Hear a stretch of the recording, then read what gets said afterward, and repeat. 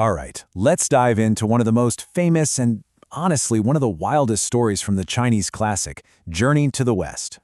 On the surface, it's this incredible tale of magic and trickery, but if you look a little closer, it's really all about a profound spiritual transformation. Okay, just imagine this for a second. You're on a holy pilgrimage. It's supposed to be autumn, so you're thinking cool, crisp air, but no.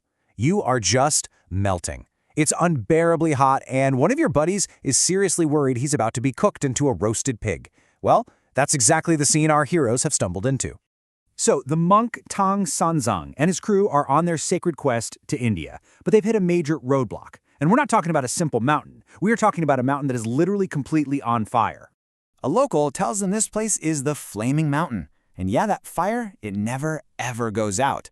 The heat is so insane that if you try to cross, you get turned into, and I quote, juice. Instantly. Their only hope is a magical banana fan that can put out any fire. So, problem solved, right? Well, not quite. The fan belongs to Princess Iron Fan, and she absolutely despises our hero, the Monkey King, Sun Wukong, because of something that happened with her son. But if you know anything about Sun Wukong, you know he doesn't do giving up. He is going to get that fan one way or another. And this sets off a legendary series of 3 incredibly clever attempts to do just that. What's so great about this is that Wukong doesn't just try the same thing over and over. You can see his strategy evolve. First, he just tries straight-up confrontation. When that fails spectacularly, he gets sneaky. And when that goes wrong, he pulls off his most audacious, most brilliant trick yet. So for his first try, Wukong just shows up and asks for the fan. As you can probably guess, this does not go well. The princess is furious. She attacks him, and when he holds his own, she just whips out the fan and with one single wave, poof, sends him flying for miles and miles. But Wukong is nothing if not resourceful. He finds a bodhisattva who gives him a wind-fixing pill, which makes him totally immune to the fan's power. Now he's back, and he's windproof. When Princess Iron Fan tries to blow him away again, he just stands there, totally unfazed. She's shocked and retreats into her cave. But Wukong just turns himself into a tiny insect, zips inside, and flies right into her teacup.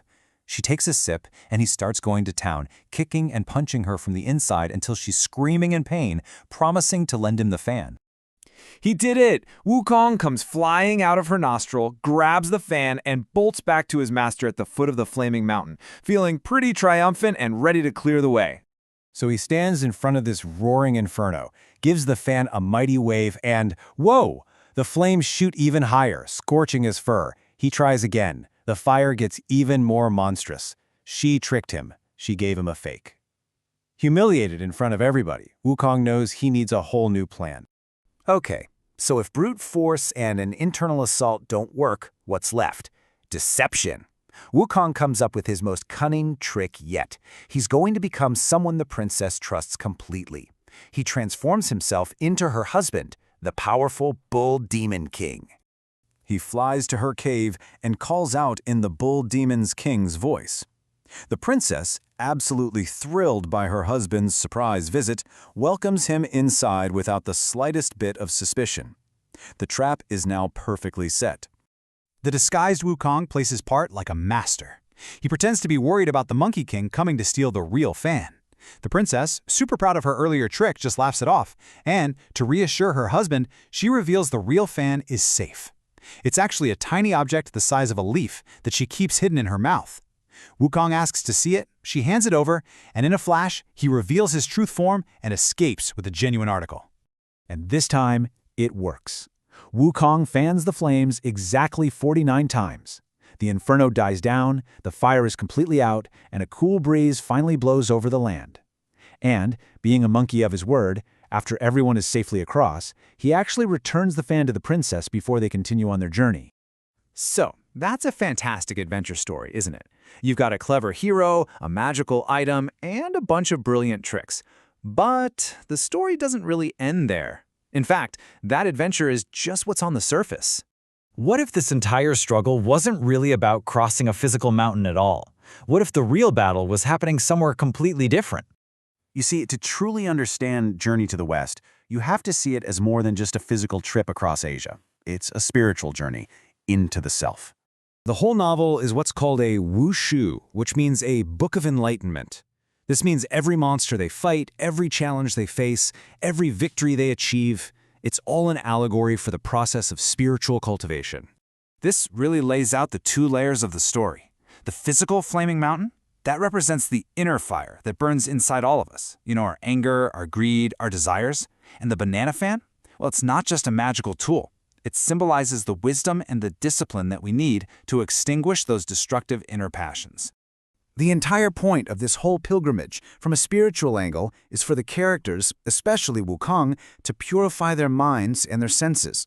Every challenge they overcome is one more step toward cleansing themselves of worldly attachments and reaching a higher consciousness.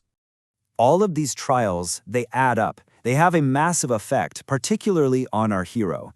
The Monkey King who starts this journey is absolutely not the same one who finishes it.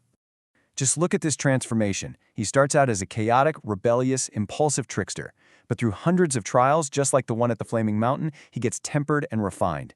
He learns discipline, patience, and control, and ultimately, he achieves enlightenment and earns the title of Fighting Buddha. So, here it is, the crucial point.